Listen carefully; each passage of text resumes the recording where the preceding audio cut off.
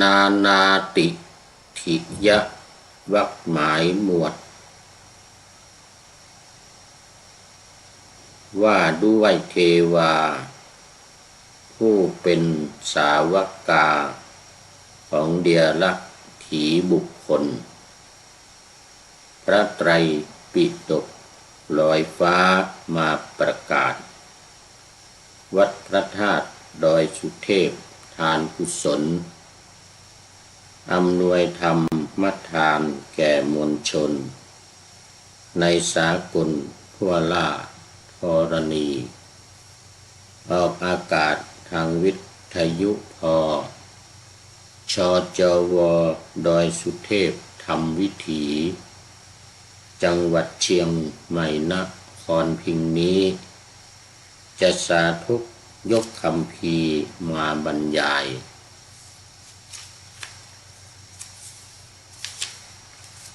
จากพระสูตรในพระไตรปิฎกสี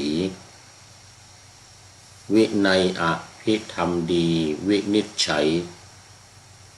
จากพระโอษฐ์องค์พุทธพระจอมไตรอธิบายเสริมสร้างบางประการสรุปใจความย่อพอสังเขปให้คติเป็นสเต็ปตามแก่นสารฝากข้อคิดสะกิดใจให้วิจารณ์เพื่อเกิดความสำราญเบิกบานใจ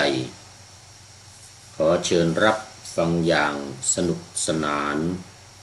นำไปประกอบการงานทั้งหลายให้ประสบความสำเร็จเสร็จสบายปรารถนาสิ่งใดได้ดังปอง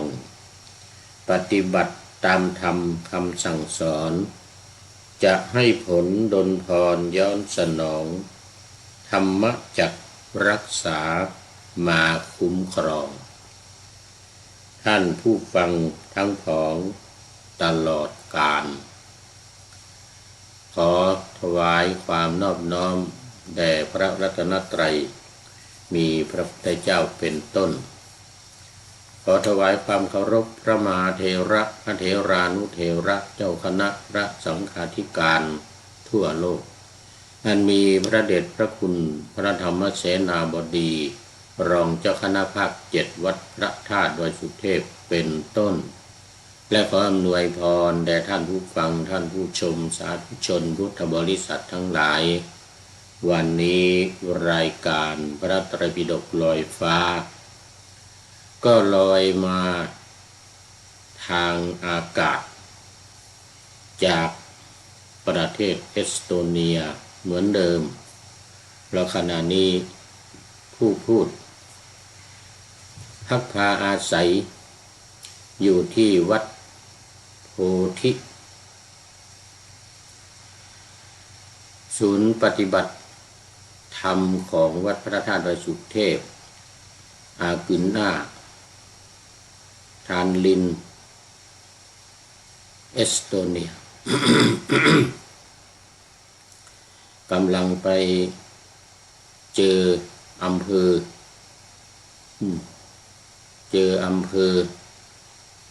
เมื่อวานนี้ว่าเนี่ยก็ไอกุนนานี่อยู่ในอำเภอ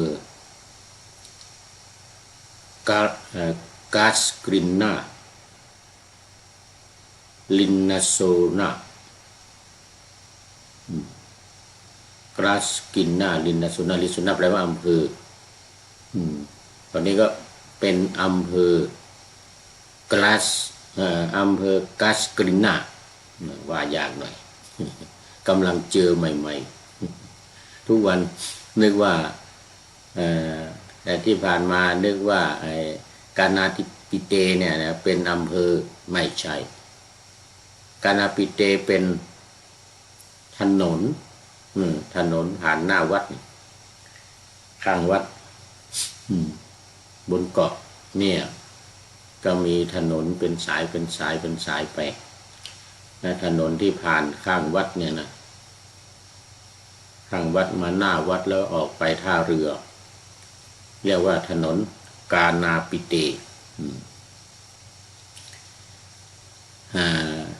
ตำบลถ้าจะไม่มีค้นหาแล้วไม่มีตำบลเป็นอำเภอกาสกรินาจังหวัดทานลินประเทศเอสโตเนียนี่เทียบกับเมืองไทยแล้วนะเทียบกับเมืองไทยแล้วที่นี่เขาไม่มีหรอกเราไม่มีอะไรตำบลอำเภอจังหวัดไม่เรียกบนบ้านเรานะแต่มันเทียบกันได้มันเทียบกันก็เป็นอำเภอแล้วกันอำเภอจังหวัดแล้วก็ประเทศเอาถนนใช่เกาะถนนอำเภอตำบลไม่ต้องเอาละอำเภอจังหวัดแล้วก็ประเทศนะก็ลอยออกจากเกาะมาวันนี้อากาศดีท้องฟ้ามีเมฆครึ้มแต่อุณหภูมิลดลงแล้ว2 องศาขนาดนี้นะขณะที่พูดอยู่นี่2 องศาเมื่อคืนที่ผ่านมาก็แค่ลบ1 องศา-1เรียกว่ามันกำลังจะเริ่มต้นเหมือนกันแต่หิมะลงตลอดท่านเจ้าอาวาสบอกว่าเดือนที่จะตกมากหิมะตกมากและหนาวจริงๆก็ปลายเดือนธันวานี้ปลายเดือนธันวานี้ตอนนี้กำลังวันที่15ก็คิดว่าคงอีกสัก10 วัน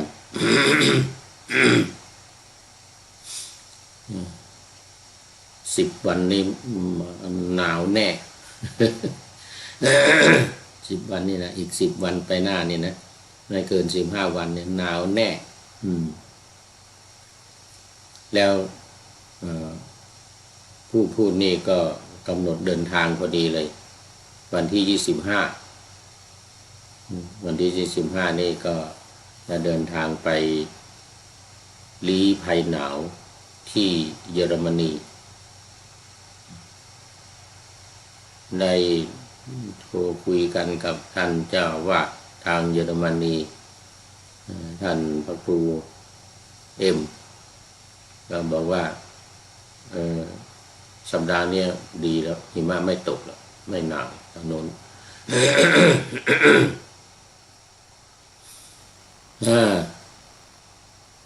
ก็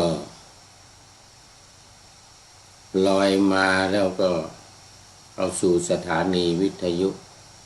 พระพุทธศาสนาแห่งชาติและจริยธรรม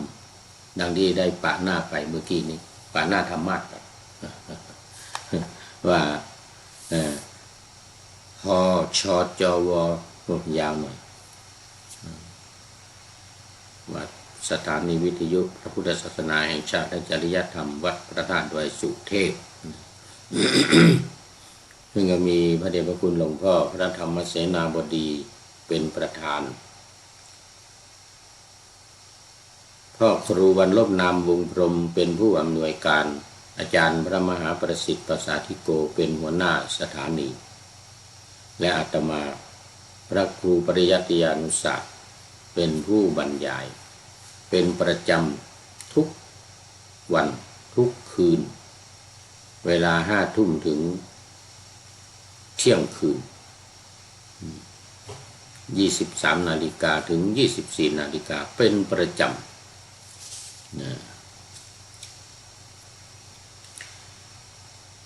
และที่สถานีวิทยุเพื่อการศึกษาพระพุทธศาสนาและวัฒนธรรมสสวอันนี้คำย่อเขาสั้นหน่อยสสววัดฝายหินตำบลสุเทพอำเภอเมืองเชียงใหม่ ออกอากาศเวลา8 นาฬิกาถึง 9 นาฬิกาวันจันทร์ถึงวันศุกร์5 วันวันจันทร์ถึงวันศุกร์สำหรับวันนี้ก็ขึ้นสูตรใหม่วรรคใหม่ด้วยเราพูดกันในอนาถบิณฑิกะสูตรอนาถบิณฑิกวรรคจบไปเมื่อวานนี้10 สูตรวันนี้ขึ้นวรรคใหม่แต่ยังอยู่ในเทวปุตตสังยุตเทวบุตรสังยุต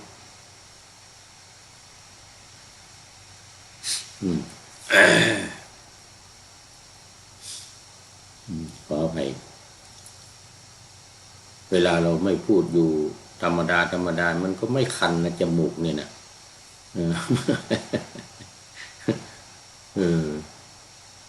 เวลามาพูดนี่เสียบุคลิกไปหมดขอต้อนรับโยมภักดีอวดสุข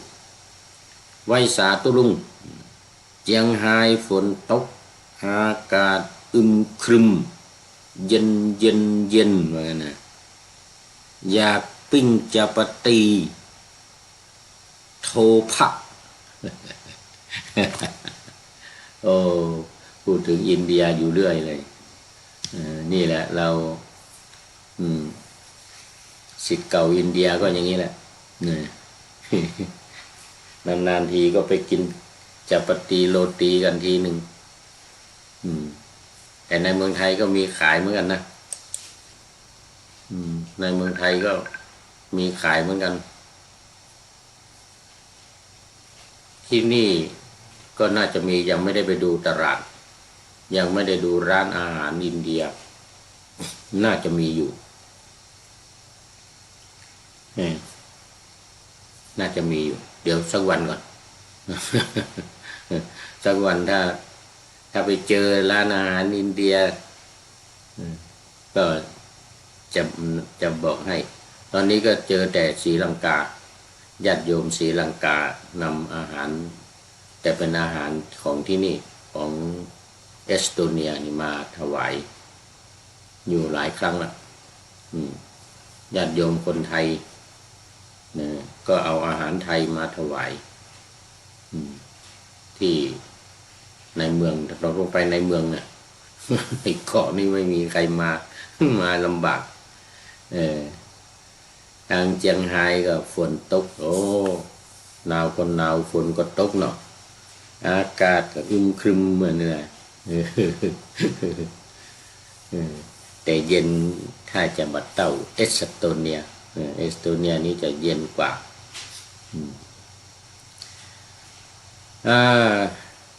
แต่วันนี้2 องศาดี2 องศาตอนกลางวันนี่ก็ดีหน่อยในห้องนี้ก็มีฮีตเตอร์พอต้านพอทานอยู่มีฮีตเตอร์พอต้านพอทานวันนี้ก็นาติทิยวรรคเริ่มวรรคที่ 3หมวดว่าด้วยเทพบุตรผู้เป็นสาวกของเดียรถีต่างๆนี่ก็บนสวรรค์นี่ก็ไม่ใช่ว่ามีแต่ชาวพุทธนะมีแต่ชาวพุทธชาวฮินดูไม่ใช่อย่างนั้นมันมีทุกคนน่ะที่ขึ้นไปอยู่บนสวรรค์นี่ในอดีตเคยเป็นสาวกของเดียรถีทั้งหลายก็คือนักบวชนอกศาสนาพุทธของเราเรียกว่าเดียรถีไม่ใช่ว่าไม่ดีนะเป็นชื่อเรียกติฏฐิเนี่ยนะติฏฐิยะนี่แปลว่าฝั่งหนึ่งอีกฝั่งหนึ่ง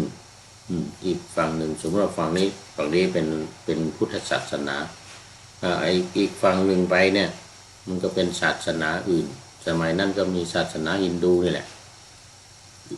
ปัจจุบันนี้มีเยอะมีเยอะก็เรียกว่านานาติถิยะนานาแปลว่าต่างๆติถิยะก็นักบวช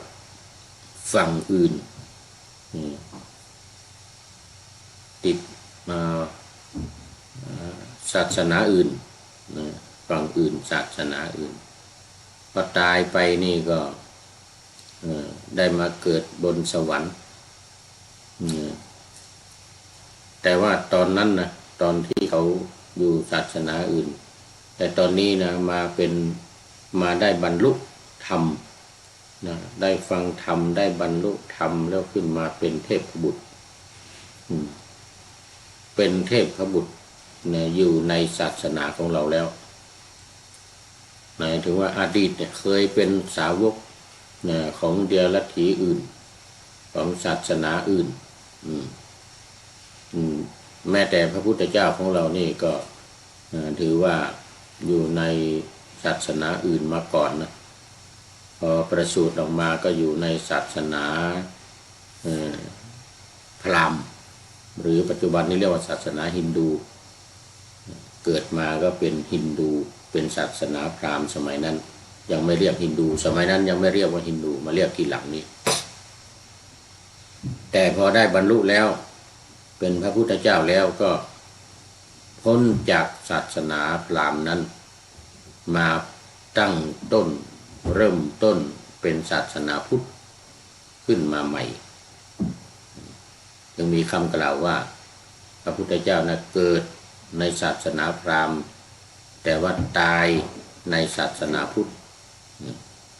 ปรินิพพานนี่นะในศาสนาพุทธก็เลยเรียกว่านานาติถิยะวะนานาติถิยะวะ สูตรที่หนึ่งศิวะสูตรว่าด้วยศิวะเทพบุตรเทพบุตรชื่อว่าศิวะไม่ใช่พระศิวะนะมันเป็นชื่อเหมือนเดียวกันนั่นเองพระศิวะของศาสนาพราหมณ์ตรงนั้นเขายิ่งใหญ่นางปาหน้าไว้ว่าด้วยเทวดาผู้เป็นสาวกของเดียรถีบุคคลมาก่อนอันนี้ก็มีศิวะเทพบุตรศิวะเทพบุตรท่านพระอานนท์อามาละเอวังอานันทนาเมนะอิทังสุตตังมะยาสุตังข้าพเจ้าชื่ออานนท์ได้สดับมาอย่างนี้ได้สดับมาอย่างนี้ถ้าแปลเต็มก็มีคำว่าสูตรด้วยพระสูตรนี้ก็คือศิวสูตรนะข้าพเจ้าชื่ออานนท์ได้สดับมาอย่างนี้นี่ท่านพระอานนท์กล่าวในที่ประชุมสังฆายนาครั้งแรกเป็นพระอรหันต์ใหม่ๆด้วยพระอานนท์เป็นพระอรหันต์ตอนเช้าตอน6 โมงประมาณตี 5เนี่ยนะตี 5ใกล้จะ6 โมงเช้าแล้วเรียกว่ายามสุดท้ายแล้วหมดอะไรตายอยากแล้วไม่ได้เป็นอรหันต์ละเห็นปล่อยวางหมดเลยก็เอนหลังลงไปยังไม่ถึงพื้นบรรลุเป็นพระอรหันต์เพราะการปล่อยวางตลอดคืนปฏิบัติมาเนี่ยมันมุ่งมันหวังมันยึดติดว่าจะเป็นอรหันต์จะเป็นอรหันต์นะพรุ่งนี้เขาจะทำสังฆายนาเนี่ยพระอรหันต์ทั้งหลายมหากัสสปะประธานบังคับมาแล้วว่ากำหนดมาแล้วว่าผู้ที่จะเข้าเป็นทำการสังฆายนาเนี่ยต้องเป็นพระอรหันต์เท่านั้นไม่ใช่พระอรหันต์ไม่เอาไม่เอาไอ้ตัวเองยังไม่ได้เป็นอรหันต์นี่นะท่านอานนท์นี่นะก็เร่งทั้งคืนไม่นอนไม่ได้นอนเลยมีแต่เดินกับนั่งเดินนั่งยืนนะหมดหมดท่าหมดทางไม่เอาแล้ว นี่แหละเขาเรียกว่ามันปล่อยวางเนี่ยอุ้มก็หนักวางก็เบาอย่างว่าพอปล่อยจิตว่างเลยจะหลับละไม่เอาละจะหลับละเอ็นหลังลงไปอย่างเงี้ยยังหลังยังไม่ถึงพื้นอ่ะเอ็นไป45 องศา45 องศาบรรลุเป็นพระอรหันต์เลยหลุดพ้นเลยได้อาสวะขยายานเนี่ยกิเลสทั้งหลายหมดหลุดพ้นไปนี่กิเลสทั้งหลายหลุดพ้นไปเป็นอะไรว่าเป็นเจโตวิมุตตินะอย่างท่านพระอานนท์บรรลุนี่เรียกเจโตวิมุตติบรรลุด้วยใจปล่อยวางใจปล่อยวางจิตที่ว่างไม่มีอะไรแล้วก็บรรลุเลยสมัยหนึ่งพระผู้มีพระภาคประทับอยู่ณพระเชตวันอารามของอนาถบิณฑิกะเศรษฐีเหมือนเดิมที่เก่าเวลาเดิม อะไรว่าที่เก่าเวลาเดิมโยมพักดีที่เก่าเวลาเดิมคือพระเชตวันนั่นแหละเทพบุตรชื่อศิวะเทพบุตรนี่ก็มาแล้วทีนี้มีร่างกายผิวพรรณผุดผ่องทำเปล่งรัศมีเต็มพระเชตวันให้สว่างสวัยไปหมดสมกับชื่อของผู้เนี่ย สว่างสวัยแล้วก็กล่าวคาถาในสำนักของพระศาสดาที่มีเทวดาทั้งหลายอยู่เต็มบางทีก็มีเทวดาโดยสมมุติพระเจ้าแผ่นดินอยู่ด้วยนั่นนะสมมุติพระเจ้าแผ่นดินเจ้าแผ่นดินอยู่ด้วยเป็นเทวดาเหมือนกันมาตอนกลางวันไม่ได้ก็มาตอนกลางคืนหลัง4 ทุ่มไปแล้วพระพุทธเจ้าสอนภิกษุทั้งหลายเสร็จแล้วก็เป็นหน้าที่ของเทวดาทั้งหลายอยู่จนถึงตี 2นั่นจนถึงพระพุทธเจ้าเสด็จบรรทมก็มากล่าวคาถาในสำนักวัดเชตวันเนี่ยว่า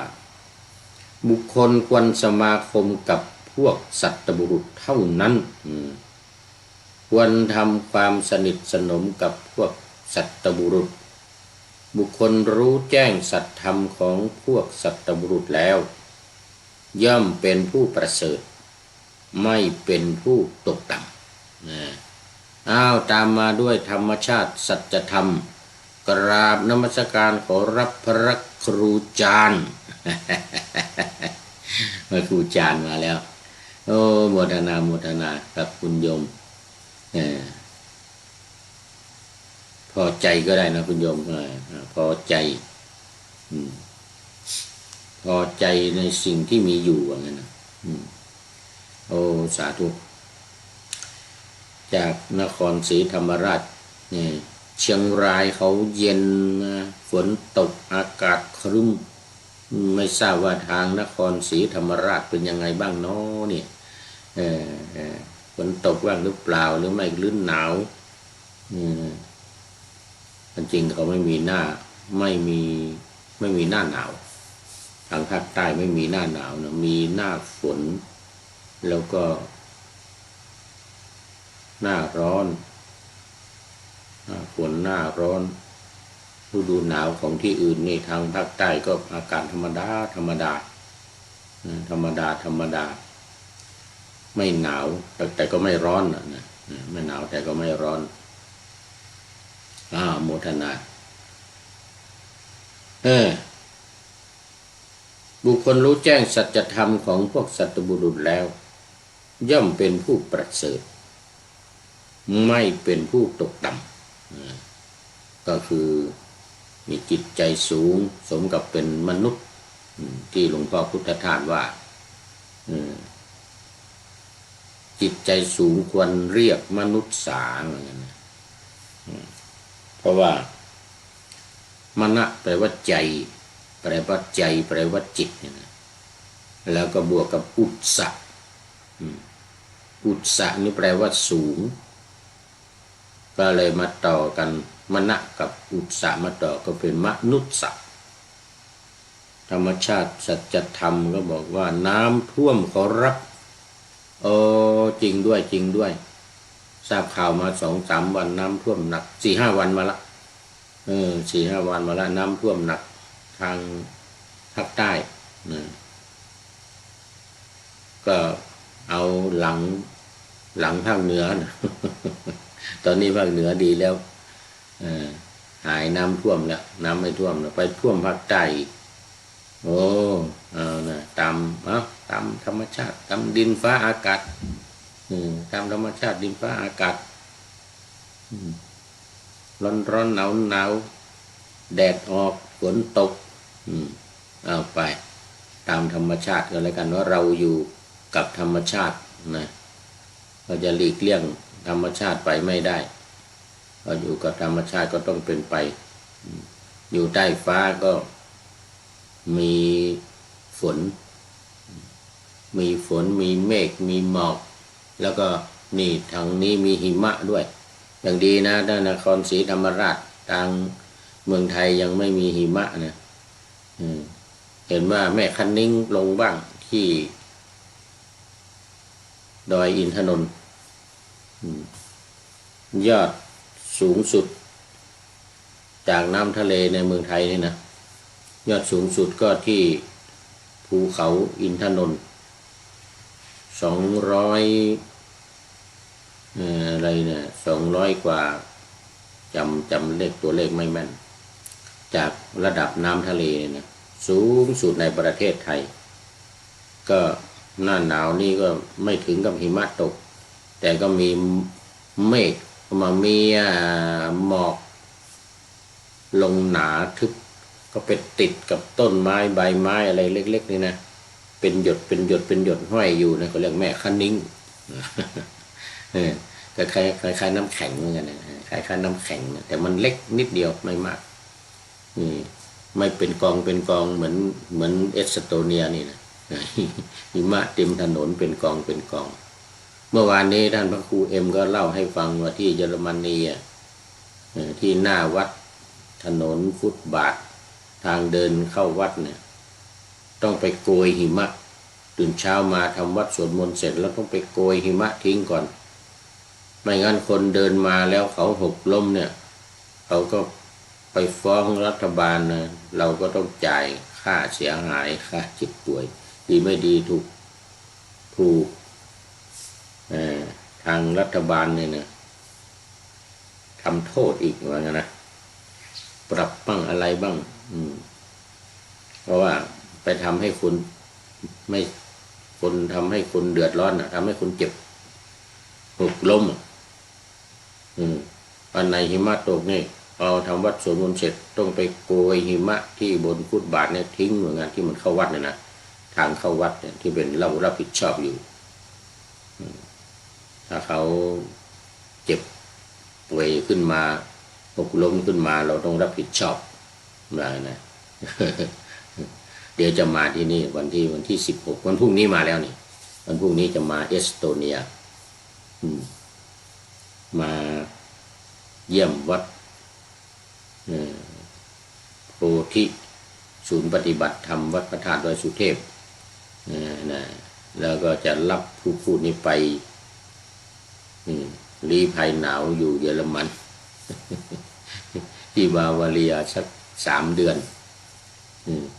นู่นเดือนกุมภามีนานู่นถึงจะกลับมาอีกตามมาด้วยกิตติพงษ์มณีชัยไว้สาครับมางั้นนะไว้สาครับกิตติพงษ์วันนี้มาน่าจะอยู่ที่ดอยสุเทพเนาะน่าจะอยู่ที่ดอยสุเทพสาธุเห็นโปรไฟล์เห็นเฟซอยู่ ยืนจังก้า เขาท่าอยู่เนี่ยเออสาธุสาธุอืมนะบุคคลควรสมาคมกับพวกสัตบุรุษเนี่ยนะเพราะว่ารู้แจ้งสัจธรรมของสัตบุรุษแล้วหาได้ปัญญาจากคนอันธพาลอื่นไม่คือย่อมได้ปัญญานะเมื่อกี้นี้ว่าไม่ตกต่ำเป็นผู้ประเสริฐไม่ตกต่ำตอนนี้ได้ปัญญาคือสัตบุรุษเนี่ยคำว่าสัตบุรุษเนี่ยนะคือบุรุษที่เป็นบัณฑิตบุรุษที่เป็นนักปราชญ์บุรุษที่อย่างพระพุทธเจ้าเป็นต้นอะไรเนี่ยนะนี่ก็เรียกว่าเป็นสัตบุรุษก็ย่อมจะมีความเอื้อเฟื้อเผื่อแผ่สั่งสอนอบรมแนะนำในสิ่งที่ดีแนะนำในสิ่งที่ดีครับดอยสุเทพครับโอ้โหอยู่ดอยสุเทพ สาธุสาธุ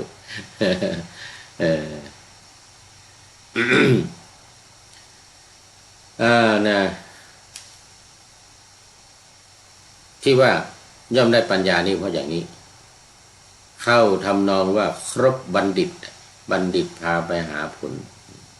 คบคนพาลพาไปหาผิดคบบัณฑิตบัณฑิตพาไปหาผลผลนี่ก็หมายถึงปัญญานี่แหละแล้วก็อย่าลืมโลกัสสมิปัญญาโลกัสสมิปัจโชโตเนี่ยปัญญานี่เป็นแสงสว่างในโลกเพราะฉะนั้นเทวบุตรเนี่ยนะศิวะเทพบุตรเนี่ยจึงได้กล่าวว่าควรคบแต่สัตบุรุษเท่านั้นเพราะว่าเมื่อคบกับสัตบุรุษแล้วเนี่ยย่อมจะได้ปัญญาปัญญาจะเกิดขึ้นความรู้ไม่ได้รับการสั่งสอนก็สังเกตดูพฤติกรรมสังเกตดูความเรียบร้อยสังเกตดูความเป็นปกติก็เอาเป็นตัวอย่างเอาเป็นเยี่ยงอย่างแล้วก็ทำตามสัตบุรุษนั้นนอกจากว่าได้รับคำแนะนำคำสั่งสอนแล้วเนี่ยทำให้เกิดปัญญาแล้วนี่เกิดความรู้เกิดแสงสว่างในโลกแล้วนี่ก็ยังสามารถนำมาประพฤติปฏิบัติตามเรียกว่าตามพฤติกรรมของนักปราชญ์ราชบัณฑิตหรือที่เรียกว่าสัตบุรุษนั้นเรียกว่าสัตบุรุษได้เป็นอย่างดีดังนั้นจึงควรคบสัตบุรุษต่อไปนี่บอกอีกว่าหาได้ปัญญาจากคนอันธพาลไม่คนอันธพาลเนี่ยได้ปัญญาอะไรมีแต่เกกมาเลกเกมาเรคอยที่จะทำผิดทำร้ายคอยที่จะทำผิดทำร้ายทำอันตรายต่อเราและต่อคนอื่นเท่านั้นอันธพาลเนี่ยนะคำว่าอันธพาลเนี่ยนะอันธแปลว่ามืดบอดใบอันธะนี่ว่ามืดหรือแสงมืดนี่ก็เรียกอันธะนี่แสงมืดอยู่ข้างหลังมาสลับกับภาพของวัดพระธาตุดอยสุเทพ อันนี้เรียกอันธะมาเนี่ยอันธะมาเป็นบางครั้งเนี่ยความมืดแน่ๆมาแล้วอันธพาลภาละนี่แปลว่าอ่อนนะภาละเนี่ยแปลว่าคนพาลนี่คือคนอ่อนหมายถึงว่าคนไม่แข็งไม่มีสติปัญญานั่นเองอ่อนทางด้านสติปัญญาเต็มไปด้วยกิเลสความรักความโกรธความหลงนี่นะเต็มเลยคนพาลเนี่ยนะก็ที่จะพาไปหาผิดเนี่ยนะคนพาลพาไปหาผิดคบบัณฑิตพาไปหาผล นี่เพราะฉะนั้นจึงควรคบสัตบุรุษ ผู้เป็นบัณฑิตหาได้ปัญญาจากคนอันธพาลอื่นไม่ข้อต่อไปเมื่อรู้แจ้งสัจธรรมของสัตบุรุษแล้วเนี่ยย่อมไม่เศร้าโศกในท่ามกลางคนผู้เศร้าโศกทั้งหลายคนทั้งหลายเศร้าโศกด้วย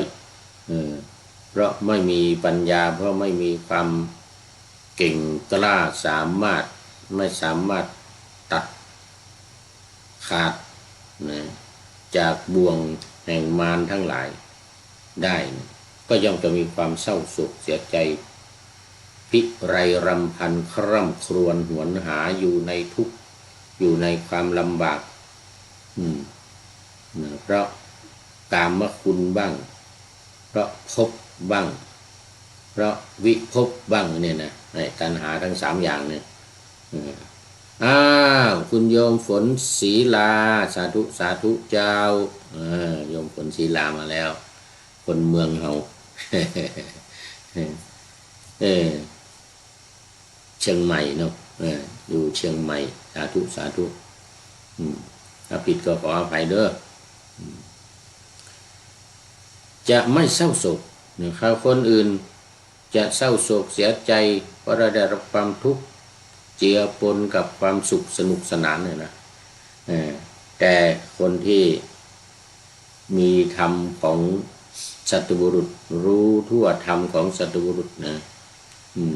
มีการปล่อยวางสิ่งทั้งปวงไม่ควรยึดมั่นอย่างว่าที่หลวงพ่อพุทธทาสพูดบ่อยๆสัพเพนาลังอภินิเวสายะโยมฝนสัพเพนาลังอภินิเวสายะสิ่งทั้งปวงไม่ควรยึดมั่นอันนี้คือธรรมของสัตบุรุษก็จะไม่เศร้าโศกไม่เสียใจเพราะว่าไม่ได้ไปหลงไปยึดไปติดอยู่ใน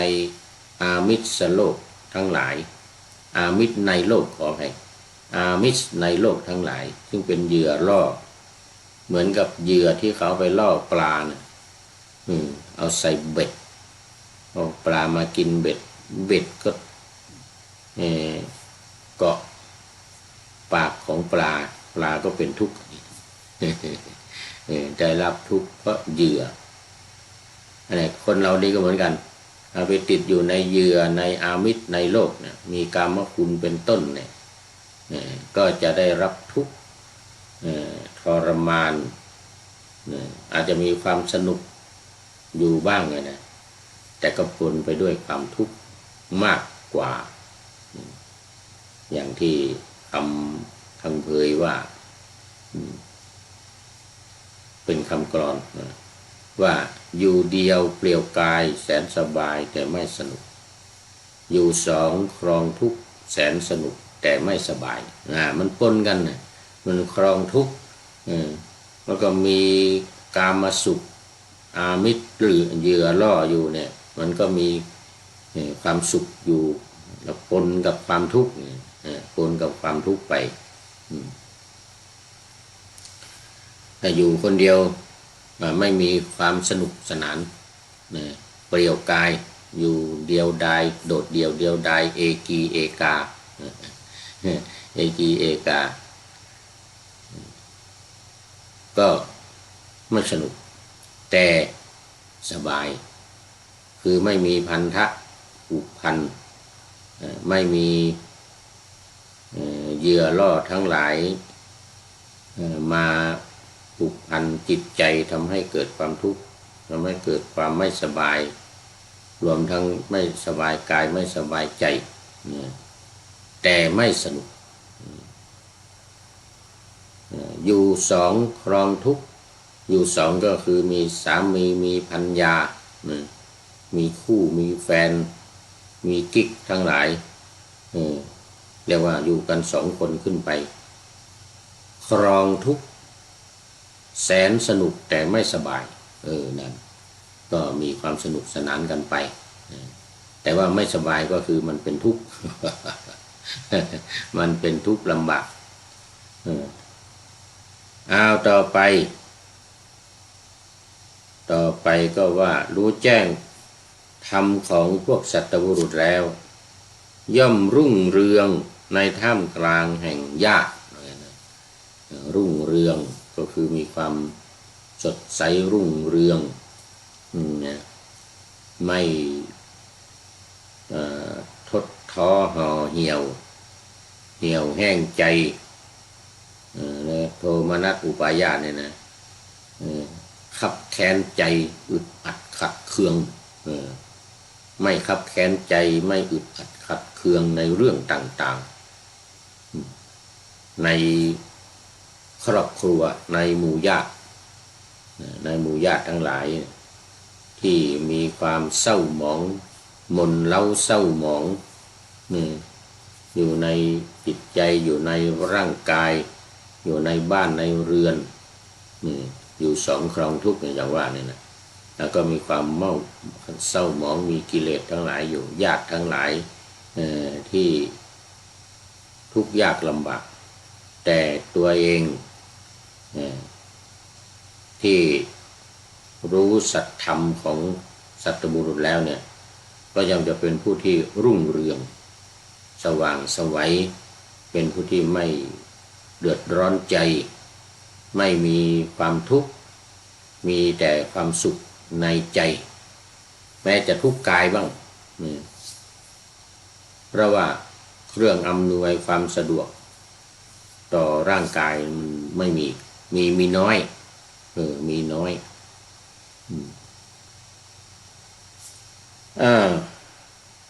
ต่อไปอีกบอกว่าสัตว์ทั้งหลายรู้แจ้งสัจธรรมของพวกสัตบุรุษแล้วย่อมไปสู่สุขติไม่ไปสู่ทุกขติคือย่อมไปสู่สุขตินี่ก็ไปในทางที่ดีอยู่ที่ดีแม้เป็นคนก็ไม่ไปในทางชั่วไม่ไปในทางไม่ดีไม่ว่าจะอยู่ในบ้านในเรือนอยู่ในวัดวาอารามอยู่ในที่ไหนก็ตามชื่อว่ามีสุขติคือทางไปที่ดีแม้ตายไปแล้วก็ไปสู่โลกสวรรค์ไปสู่ที่ดีไม่ไปสู่ทุกขติคืออบายภูมิทั้งหลายที่ไม่มีความสุขแม้แต่เป็นสัตว์เดรัจฉานนี่ก็เหมือนกันเป็นสัตว์นรกเป็นเปรตอสุรกายทั้งหลายก็จะไม่มีความสุขมีแต่ความทุกข์ส่วนคนที่ไปสู่สุคติแม้ตายไปแล้วไปเกิดในภพเทวดาชั้นจาตุมชั้นยามาชั้นดาวดึงส์ชั้นดุสิตนิมมานรดีปรณิมิตสวดีเข้าไปถึงชั้นพรหมอวิหาอัตตปาสุทัสสาสุทัสสีอาการนิฐาอะไรก็ว่าไปก็มีความสุขมีแต่ความสุขนะแต่มีความทุกข์อยู่เหมือนกันนะเทวดานี่นะเทวดาพรหมนี่นะยังจะต้องกลับมาเกิดในเมืองมนุษย์อีกมาอยู่ข้างบนก็มีความสุขใจสบายกายสบายใจอยู่ด้วยกายทิพย์อยู่ด้วยกายทิพย์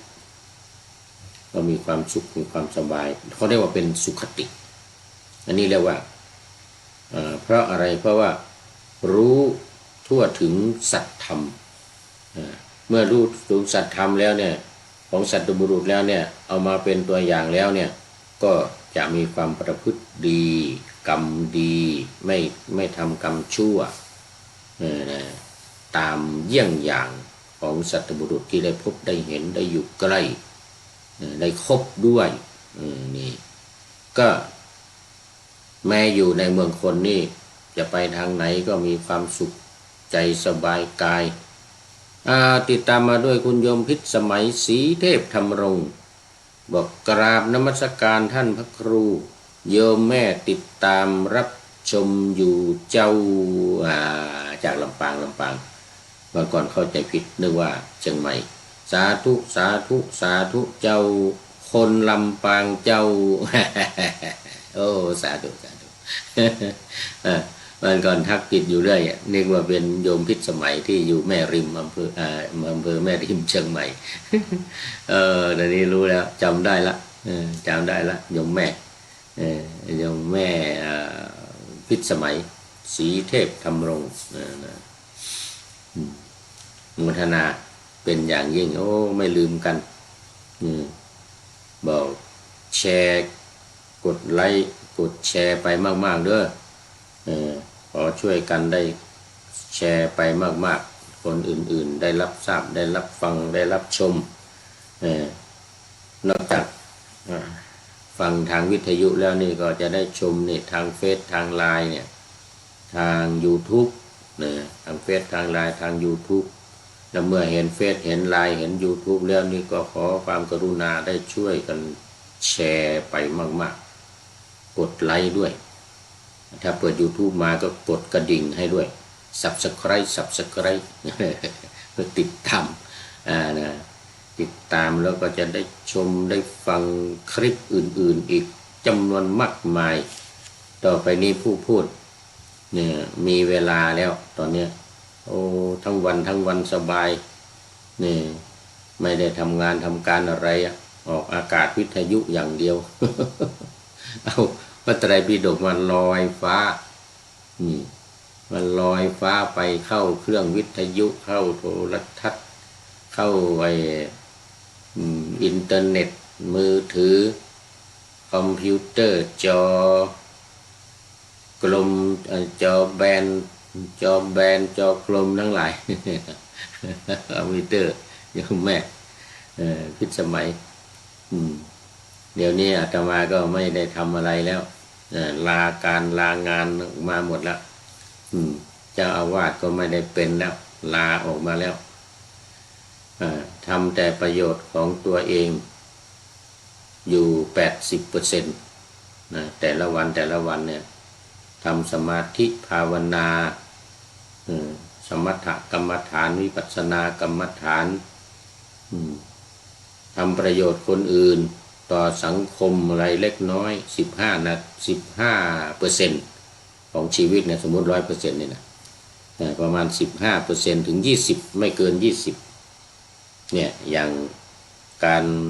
จัดรายการธรรมะเนี่ย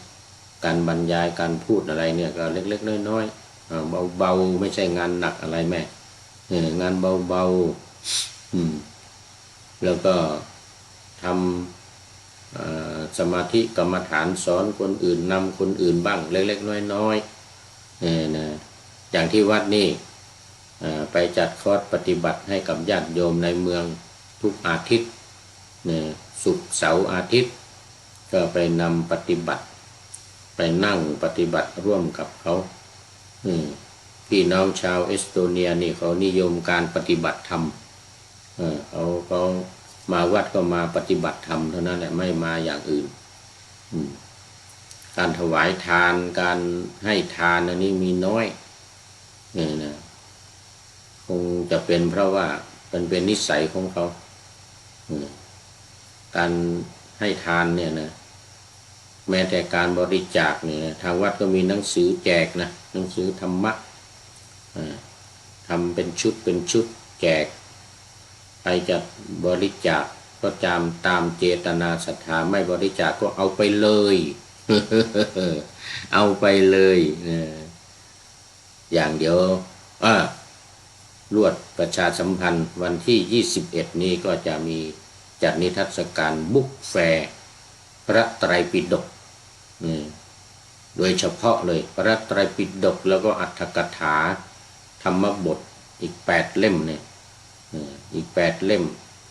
ทำออกมาแล้วก็พิมพ์ออกมาวันที่20นี่ท่านเจ้าอาวาสจะไปรับออกจากโรงพิมพ์วันที่21ก็เอาไปแจกไปจัดนิทรรศการบุ๊กแฟร์ให้กับประชาชนที่สนใจ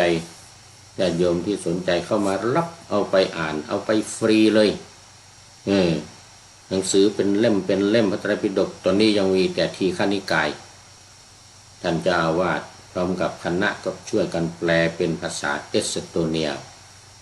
เอาไปแจก วันที่21ที่ตาลลินเมืองหลวงของเอสโตเนียเสร็จแล้ววันที่22ก็เอาไปที่ตาตุตาตูเนี่ยอีกเมืองหนึ่งห่างจากนี้ไปนั่งรถไป3 กิโลครึ่ง3 ชั่วโมงครึ่ง ก็เอาไปจัดนิทรรศการที่โน่นอีกแจกที่โน่นอีกนะมีผู้สนใจก็เป็นที่น่าอนุโมทนาเอาไปอ่านฟรีเลยจะบริจาคหรือไม่บริจาคก็ไม่เป็นไรเป็นการเผยแผ่พระพุทธศาสนาพระธรรมคำสอนแปลจากภาษาบาลีเป็นภาษาเอสโตเนียท่านเจ้าอาวาสเป็นด็อกเตอร์นะไปจบมาจากมหาจุฬาลงกรณราชวิทยาลัยวังน้อยจังหวัดพระนครศรีอยุธยาเป็นด็อกเตอร์จบปริญญาเอกเป็นอาจารย์สอนอยู่ที่นั่นที่วังน้อยนั่นอีก5 ปี6 ปีเป็นอาจารย์สอนบัณฑิตวิทยาลัยสอนวิทยาลัยนานาชาติสอนภาษาอังกฤษให้กับนักศึกษานานาชาติที่มาเรียนที่วังน้อยจังหวัดพระนครศรีอยุธยานี่ท่านเก่งในเรื่องของธรรมะในเรื่องของบาลีเก่งภาษาอังกฤษแล้วก็เก่งภาษาเดิมของเขาเนี่ยภาษาเอสโตเนียนี่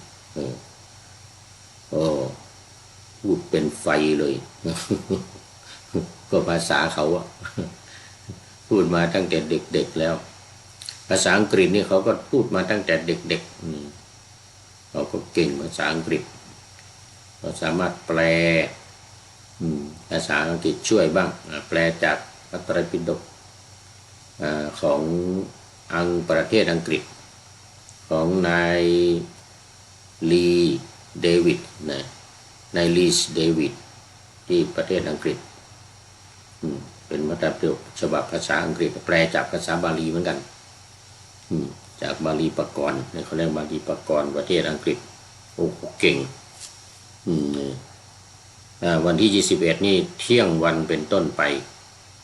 วันที่22ก็ประมาณเที่ยงวันเหมือนกันตอนบ่ายๆที่ทัดตูเอาข้อต่อไปบอกว่าสัตว์ทั้งหลายรู้แจ้งสัจธรรมของพวกสัตบุรุษแล้วย่อมดำรงอยู่ได้ตลอดไปย่อมดำรงอยู่ได้ตลอดไปคือมีชีวิตอยู่อย่างสบายๆจนกระทั่งว่าจะหาชีวิตไม่ได้ตายทุกคนต้องตายแต่ว่าก่อนจะตายเนี่ยจะมีชีวิตอยู่อย่างเป็นสุขดำรงอยู่ได้อย่างเป็นสุขปลอดภัยไร้กังวลไม่มีอันตรายทั้งหลายมาเบียดเบียนเพราะอะไรเพราะว่าอยู่ในศีลกินในธรรมของสัตบุรุษทำแต่ความดีกายกรรมวจีกรรมมโนกรรมนี่กายกรรม3วจีกรรม4มโนกรรม3ทั้ง3อย่างเป็นสุจริตเมื่อมีความสุจริตอยู่ได้อย่างนักปราชญ์ราชบัณฑิตอยู่ได้อย่างสัตบุรุษเหมือนสัตบุรุษถึงจะไม่เป็นสัตบุรุษนะแต่ว่าเหมือนทำคล้ายคลึงคล้ายคลึงอยู่คล้ายคลึงอยู่กับสัตบุรุษตลอดไปเลยไม่มีเปลี่ยนแปลงไม่มีเปลี่ยนแปลงมีความสุขมีความสบายตลอดไปแล้วก็สุดท้ายลำดับนั้นพระผู้มีพระภาคได้ตรัสตอบศิวะเทพบุตรด้วยคาถาว่าบุคคลควรสมาคมกับพวกสัตบุรุษเท่านั้นควรทำความสนิทสนมกับพวกสัตบุรุษ บุคคลรู้แจ้งสัจธรรมของพวกสัตบุรุษแล้วย่อมหลุดพ้นจากทุกข์ทั้งปวงนี่มาแล้วสุดท้ายสรุปเนื้อหาสาระในวันนี้พระพุทธองค์หลังจากที่ศิวะเทพบุตรกล่าวมาอย่างเต็มที่ยืดยาวหลายข้อหลายตอนแล้วมาสรุปพระพุทธองค์ก็มาสรุปว่าย่อมหลุดพ้นจากทุกข์ทั้งปวงก็คือพบความสุขเป็นบรมสุขเรียกว่านิพพานนิพพานังปรมังสุขขังพระนิพพานเนี่ยเป็นสุขยอดเป็นสุขอย่างยิ่งเป็นสุขสุดยอดสรุปวันนี้เทวบุตรก็ไงเทวบุตรศิวะเทพบุตรก็มากล่าวในสำนักของพระพุทธเจ้าก็สรุปลงว่านั่นน่ะมีทั้งอยู่เป็นสุขเป็นต้นเนี่ยนะของเทวบุตรว่านี่นะในที่สุดก็จะได้หลุดพ้นจากความทุกข์ทั้งปวงคุณโยมประเสริฐเสริมสุขเป็นท่านสุดท้ายเข้าสู่เส้นชัยของรายการในวันนี้ขอโมทนาเป็นอย่างยิ่ง นมัสการครับกลับมาจากเขมรแล้วครับไปเขมรมา2-3 วันก่อนตอนนี้กลับจากเขมรแล้วเป็นยังไงบ้างเนาะทางเขมรกัมพูชามีสภาพสถานการณ์บ้านเมืองไม่มีความเดือดร้อนวุ่นวายทหารทางเขมรนี่ไม่มารบกวนหรือว่าไม่มายึดดินแดนของไทยเหมือนว่าแดงนะดีแล้วสาธุคุณโยมประเสริฐเสริมสุขเมื่อไหร่จะขึ้นมาใส่บาตรที่วัดพระธาตุดอยสุเทพนะมาทุกเดือนสาธุแล้ววันนี้เวลาของรายการหมดพอดีโมทนากับคุณโยมประเสริฐเสริมสุขแล้วก็โยมพิษสมัยฝนศิลากิติพงษ์และหลายท่านที่เข้ามาแล้วผ่านมาแล้ว FC ทั้งหลายFC ทั้งหลายทั้งเก่าและใหม่ FC ตัวจริงยังไม่เห็นมาวันนี้ไม่เป็นไร เอามาแล้วมันเหตุการณ์สงบดีแต่ฝุ่นมากเขมรฝุ่นมากอีกแล้วเขมรฝุ่นมากเขมรมีฝุ่นมากไม่เป็นไรนะวันนี้หมดเวลาต้องขออำลาขอนำพระไตรปิฎกลอยฟ้าไปจากผู้ฟังทั้งหลายในโลกล่าวันต่อไปจะได้จรย้อนกลับมา